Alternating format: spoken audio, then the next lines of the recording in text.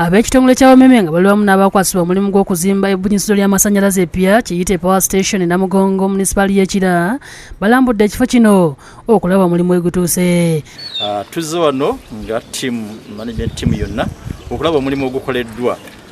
Bwe tuba nga tuli mu offices zaffe tuba tukola plans, tuba tukola entegeka ne ba stakeholders abalala okulaba nti investments ezo zikolebwa. Amyuka akulira ekitongole kya Wameme Muzimbe asinzidde wano n'ategeeza ng'omulimu guno ogenda okwementa ensimbi obukadde bwa $7 wabula nga mu kiseera kino bakozesako obumbi bwa $5. Njogeddeko millions 7 eza dollars zetadde mu investment eno zirabika.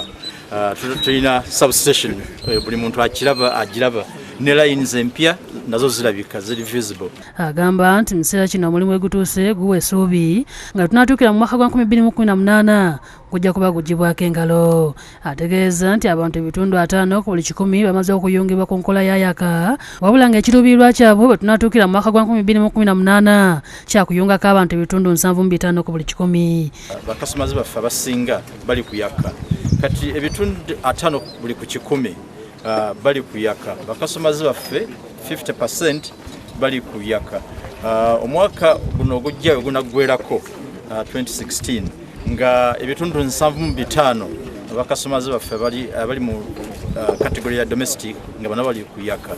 Ayongeddeko nti ebbunyisizo lino bwe linaabaliwedde lyakwongera ku bungi bw'amasannyalaze agakozesebwa mu makolero ssaako ne mu maka g'abantu. Ismail Nsubuga yakusakidde eggulu eno ku Lwabukedde TV. We are going to improve in terms of our distribution losses.